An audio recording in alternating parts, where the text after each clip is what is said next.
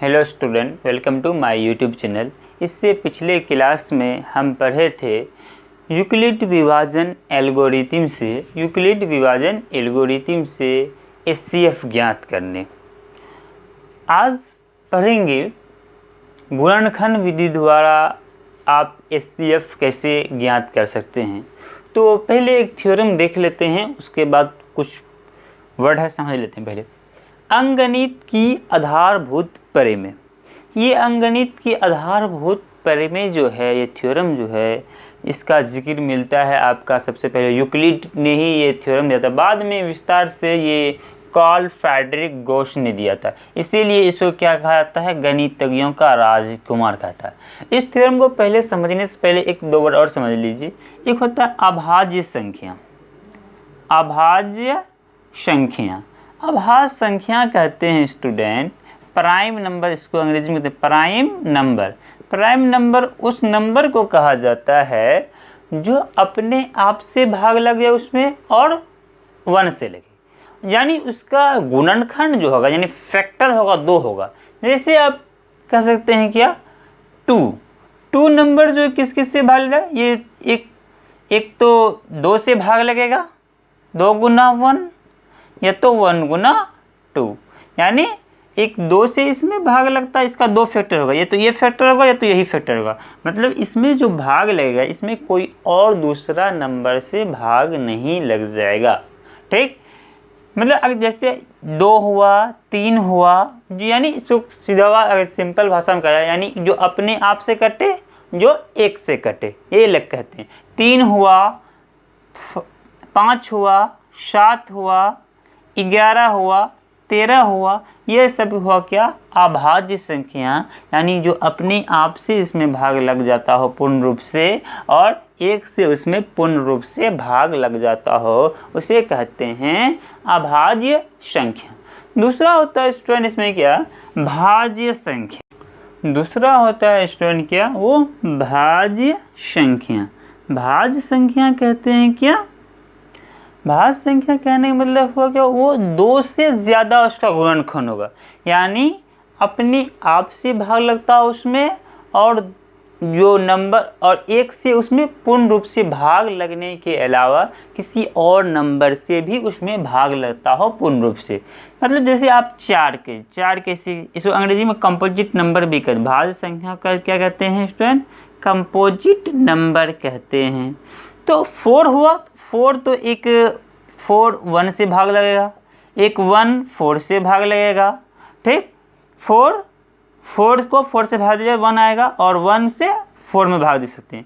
दूसरा आप 2 से भी भाग दे सकते हैं इसमें, तो इसका 2 से ज़्यादा गुणनखंड आ गया। उसी तरह और सारा नंबर लीजिए, जैसे 15 आप नंबर लीजिएगा, 15 किस किस से भाग लगेगा इसमें, एक तो 1 से लगेगा ही, एक तो 15 से लगेगा ही, 3 से भाग लेगा, 3 5 15, 5 से भाग लेगा, 5 3 15, ये सारे क्या हो रहे हैं, इसका गुणनखंड हो रहे हैं। तो इसको लिखिए, कैसे लिख सकते हैं, 1 15 लिख सकते हैं, 15 गुना 1 लिख सकते हैं, 3 इंटू 5 लिख सकते हैं, 5 इंटू 3 लिख सकते हैं। मतलब वैसा संख्या, भाज्य संख्या मतलब वैसा संख्या जो अपने और 1 के अलावा किसी और से भी उसमें पूर्ण रूप से भाग लगता हो, उसे कहते हैं भाज्य संख्या। स्टूडेंट अगला जो पढ़ना है वो है आपका क्या, वो देख लीजिए।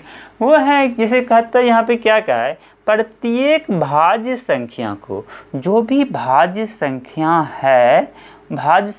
है उसको, उस संख्या को गुणनफल के रूप में आप व्यक्त कर सकते हैं।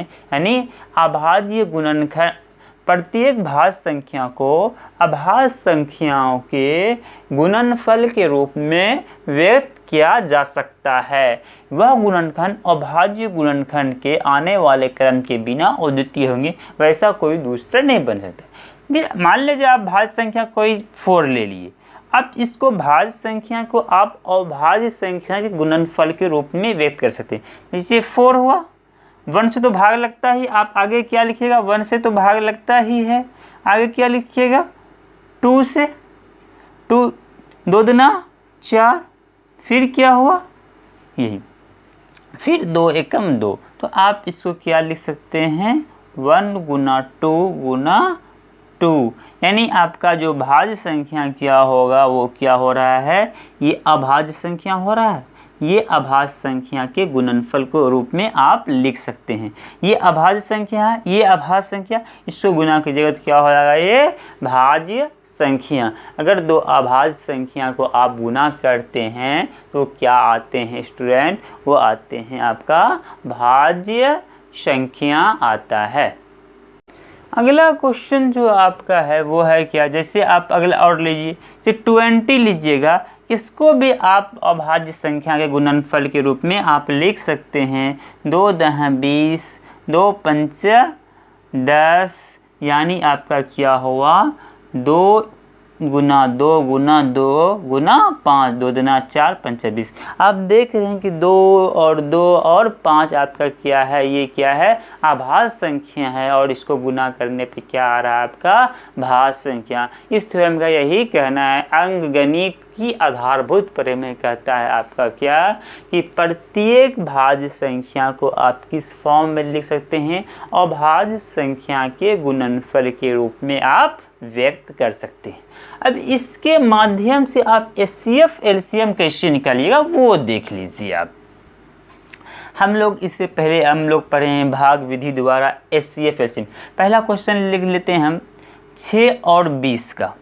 6 और 20 का आपको बोलें कि भाग विधि द्वारा एचसीएफ निकालने के लिए, तो आप कुछ नहीं करते हैं, सिंपल में 6 ऐसे लिखते हैं, 20 लिखते हैं, इसको भाग देना शुरू करते हैं पूरा पूरा। 6 दूना 12, 6 तिया 18, 18 2 आया, फिर 2 को ऐसे करके इसको यहाँ पे लिखते हैं, ये 2 तिया 6, ये 0 आ गया, तो एचसीएफ कितना हुआ स्टूडेंट, एचसीएफ कितना हो गया 2 आ गया, एचसीएफ 2 आ गया। तो अब आगे आप, ये तो भाग विधि द्वारा हुआ, अगला विधि आप यूक्लिड पढ़े हैं, यूक्लिड विभाजन एल्गोरिथम। तो क्या इसको कुछ नहीं करना है, यानी ऐसे आप शॉर्ट में बनाते हैं, 20 में 6 बड़ा है तो 20 क्या हो जाएंगे, वो भाज्य हो जाते हैं, जो छोटा है वो भाजक हो जाते हैं, इसको गुना के लिखते हैं, 6 दूना 12, 6 तिया 18, शेषफल कितना बचा 2, यानी R2 नॉट इक्वल टू 0 है। फिर अगला स्टेप में जाते हैं, फिर ये इसको क्या लिख लेते हैं भाज्य में, इसको क्या लेते हैं भाजक में, 2 तिया 6, 2 तिया 6 हो गया, शेषफल कितना बचा 0 बचा, तो आप कहते हैं कि R अब 0 बच गया, तो आपका क्या हो जाता है एचसीएफ कितना हो जाता है 2 हो जाता है। तो अगला जो हम पढ़ेंगे क्वेश्चन में है क्या, अगला क्वेश्चन देख लीजिए, पहले क्वेश्चन देख लेते हैं।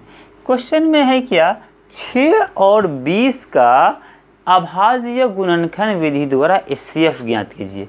6 और 20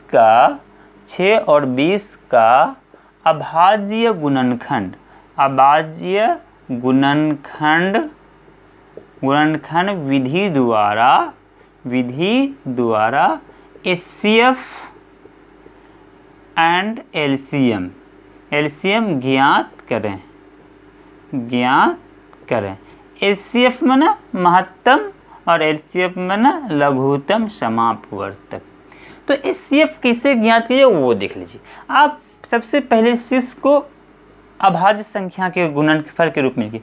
शीर्ष को आप कैसे लिखते हैं 2 तिया 6, 3 एकम 3, आप 1 भी लिखना शुरू कीजिए, 2 × 3 × 1, ठीक। दूसरा आपका 20 है, 20 को आप लिखिए कैसे 2 दह 20, 2 पंच 10, आप लिखते हैं 20 को इस टाइप से लिखते हैं 2 × 2 × 5 × 1। एचसीएफ निकालने का तरीका स्टूडेंट क्या है वो देख लीजिए। एचसीएफ क्या होता है, हाईएस्ट कॉमन पूरा का पूरा होना चाहिए उसमें, इसलिए देखते हैं कि इस दोनों में कौन कौन सा कॉमन नंबर है। आप देख रहे हैं ये 2 कॉमन है, दोनों में नंबर है, बाकी और सारा 1 के अलावा कोई 1 को किसी भी संख्या से गुना कीजिएगा तो 1 ही आता है, तो उससे लेना नहीं था, यानी 2 और 2 ये कॉमन है तो इसके बदले लेते हैं एक, यानी एक तो इसमें है ही 2 × 1 2, यानी ये HCF हो गया, ये HCF हो गया आपका 2 निकल गया। इससे पहले इसको भाग विधि द्वारा निकाल चुके हैं। एलसीएम कैसे फाइंड होता है इसमें देख लीजिए स्टूडेंट। एलसीएम फाइंड करने एक तो ये कॉमन वाला ले लेते हैं, बाकी जो भी कॉमन मैंने दोनों वो नंबर होना चाहिए, जो भी कॉमन नहीं होते हैं सारा ले लेते हैं। 2 3 हो गया, ये भी 2 हो गया, ये 2 हो गया, ये 3 हो गया, ये कॉमन इसका इसमें नहीं है लिख लिए, ये 2 इसमें कॉमन नहीं है ये लिख लिए, ये 5 इसमें नहीं है तो लिख लिए, 1 तो है ही यहाँ पे, 2 तिया 6 दूना 12 पंच 60, ये 60 हो गया एलसीएम।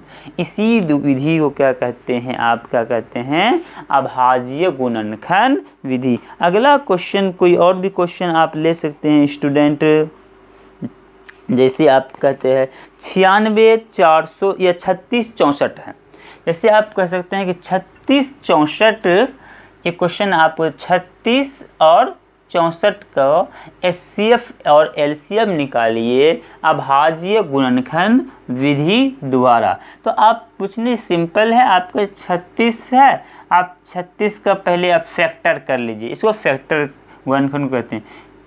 कितना होगा, 2 एकम 2 2 18 18 दूना 36, 2 नमा 18 3 तिया 9 3 एकम 3, यानी हो गया ये फैक्टर आपका कितना 2 × 2 × 3 × 3 × 1। आप इसी तरह फिर 64 का निकाल लीजिएगा, फिर 64 का निकालिए, 64 का निकलेगा कितना, ये देखिए 32, 2 तिया 6 2 दूना 4 16 दूना 32 हो जाएगा, 2 चौके 8 हो जाएगा, 2 8 16 हो जाएगा, फिर 2 चौके 8 हो जाएगा, फिर 2 दूना 4 हो जाएगा। लिख लीजिए, 2 तिया 6 2 एकम 2 दूना 4 32 दूना 64, फिर हो गया 2 एकम 2 2 6 के 12, फिर 2 8 16, फिर 2 चौके 8 2 दूना 4, यानी आप देखिए ऐसे हो गया 2 गुना इसको इसी फॉर्म में लिखिए, 2 गुना 2 गुना 2 गुना 1 2 3 4 5 6,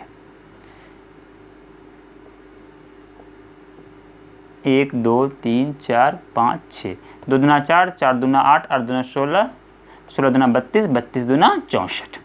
आप HCF निकालने के लिए आप क्या करते हैं, HCF में क्या होता है, दोनों में वो कॉमन होना चाहिए। दोनों में देखिए कौन कौन कॉमन है, ये कॉमन है, इसको एक को लिखिए, फिर इनटू लिखिए, ये कॉमन है तो इसको यहाँ पे आप लिख दीजिए, ठीक।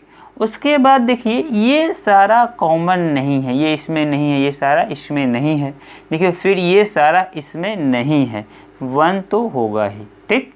तो देख लीजिए इसका HCF आता है स्टूडेंट 4 आएगा, 4 आएगा, लेकिन LCM क्या आएगा, LCM तो एक तो कॉमन वाला हो जाता है, कॉमन वाला हुआ, बाकी जो भी आपका 3 3 ये नहीं हुआ है तो आप 3 3 ये 2 × फिर × 2 हो जाएगा, फिर 2 × फिर × 2 × 2 हो जाएगा, फिर आप ये 4 को 2 हो गया, ये 2 को पहले से था कॉमन, और ये 3 है यहाँ पे, तो यानी इसको आप गुना करके लिख लीजिएगा, कमेंट बाकी कमेंट कर लीजिए इसको गुना करके, ठीक।